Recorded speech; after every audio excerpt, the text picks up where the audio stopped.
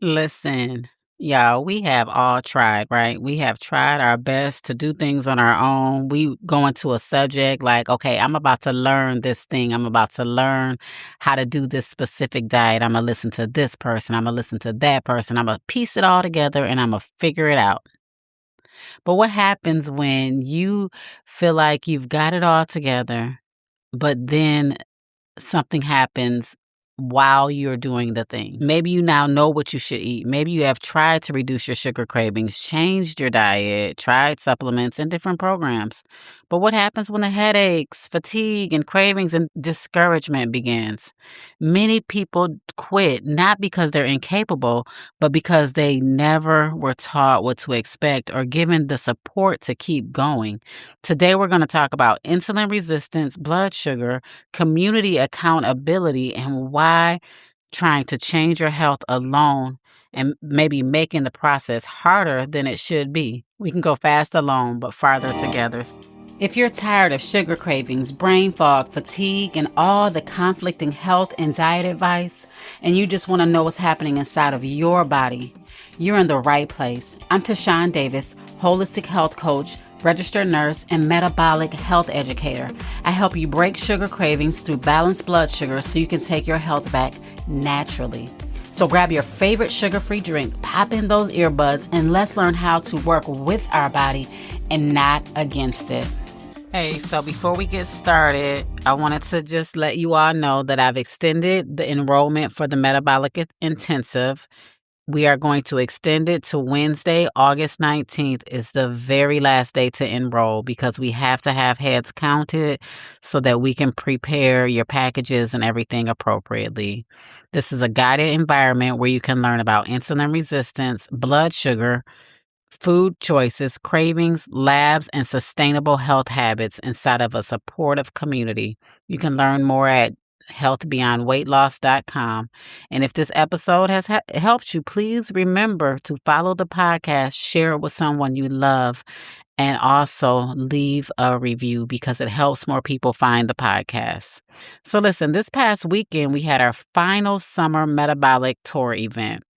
As I listened to the people who came, something really stood out to me. Several people had admitted that they had been trying for years to improve their health on their own. They tried different diets. They tried changing their food. They had tried supplements, programs, and different approaches to managing their blood sugar. But they also recognized something important. Trying alone had not helped them create the lasting change they wanted. This time, they felt like joining this class, becoming a part of the community, might be the best option for this season of their lives. Not because they're lazy and not because they're incapable, but because they finally understood that information alone was not enough. Sometimes we know what to do, but we do not know how to keep doing it when life gets difficult. That's where community support matters. Why does many people quit so soon? When someone begins reducing sugar and refined carbohydrates, the body may go through a process of withdrawal and adjustment. And so you may experience headaches, fatigue, irritability, difficulty concentrating, cravings, lightheadedness, changes in digestion. And we have to know that there are different causes. It could be dehydration, food, sleep, caffeine, many, many things. So for someone taking insulin, for instance, or glucose monitoring medication, reducing carbohydrates can also change blood sugar patterns. Your blood sugar will go down. That's why we need to make sure that you're doing it not only with a coach, but you're also in touch with your licensed healthcare provider. Without support, someone may say, I feel terrible. This is not working. And they quit before they've even had time to understand what is happening. So that's where the coaches and accountability comes in. But remember, if you're taking any medication, definitely do not stop taking anything without your doctor's approval. But community is not a shortcut. Community accountability is not about shaming people into compliance. It is not about someone watching everything you do. It's about creating an environment where you are supported while you learn.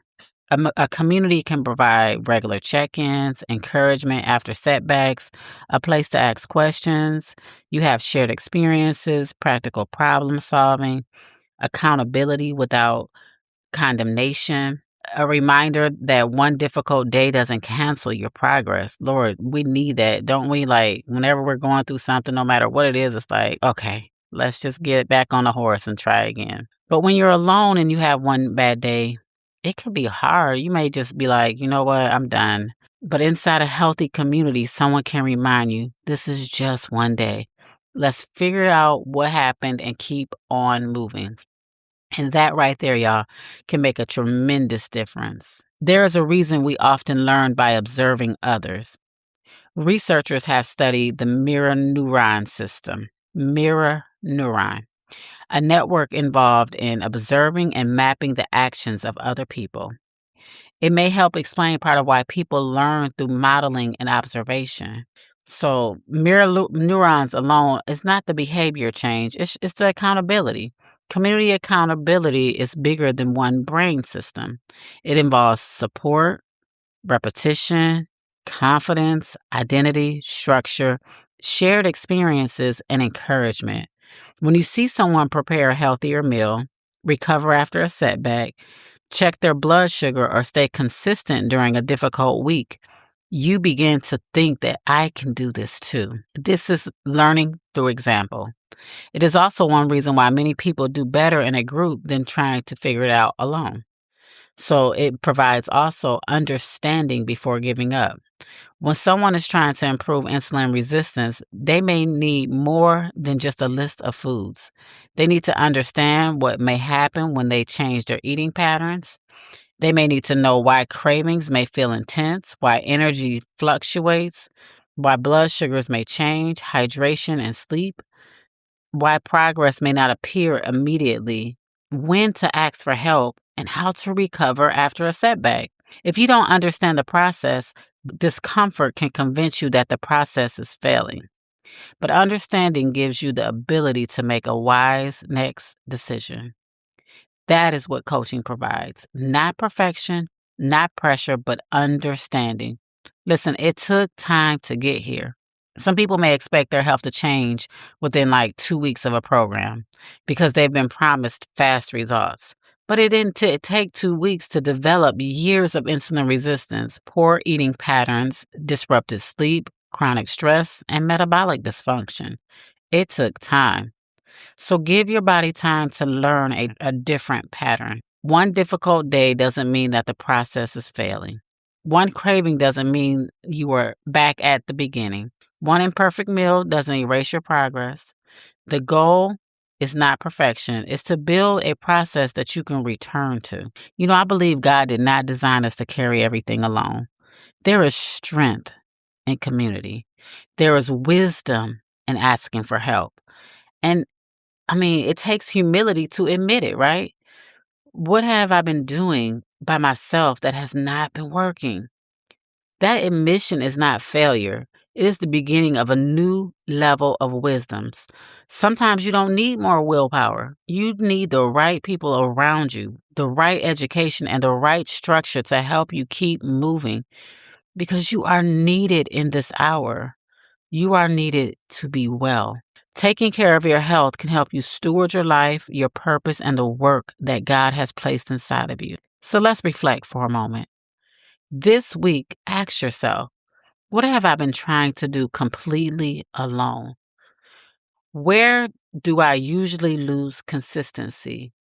What symptoms or situations causes me to quit?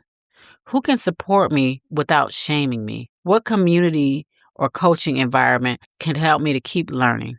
You don't have to change everything today, but you may need to start isolating yourself in the process. Listen, if you're trying to improve your health alone and keep starting over, the Metabolic Intensive may be the support you've been looking for. Enrollment is now open until Wednesday, August 19th, 2026, and it's the final day to enroll. The 6-week cohort begins Saturday, August 22nd. and it'll be at the 5th floor in Avalon Park. You'll learn about insulin resistance, blood sugar, food choices, cravings, labs, and sustainable health habits in a supportive environment. And we feed you every week, and food demonstrations, and you'll learn. Visit healthbeyondweightloss.com to learn more. You don't have to keep starting over alone. Please share this episode if it's encouraged you, and follow the podcast episode. It builds onto each other. We have plenty of episodes on insulin resistance, blood sugar, all things. So take back a look at our category and see if there's anything that may jump out to you. Why are you tired all the time? Why do you still feel hungry after eating? You are not incapable. You are simply in need of support. Remember, this is for educational purposes only. God bless you. You're needed in this hour. Alrighty, my friend. If this episode has helped you understand your body a little bit better and helped you have the confidence to make better informed healthcare decisions, share it with someone you know who may be struggling with sugar cravings, brain fog, or fatigue, because they may not even realize that blood sugar could be the reason. And also leave a review because it really helps more people find this. Remember, the goal is to reverse 1 million type 2 diabetes in my lifetime. And as always, I want to remind you the harvest is plentiful, but the laborers are few. And some people are fighting every day just to have the health and energy to live their everyday life that they were called to live. So I am praying for your health. I am praying for your strength, and I'll see you on the next episode.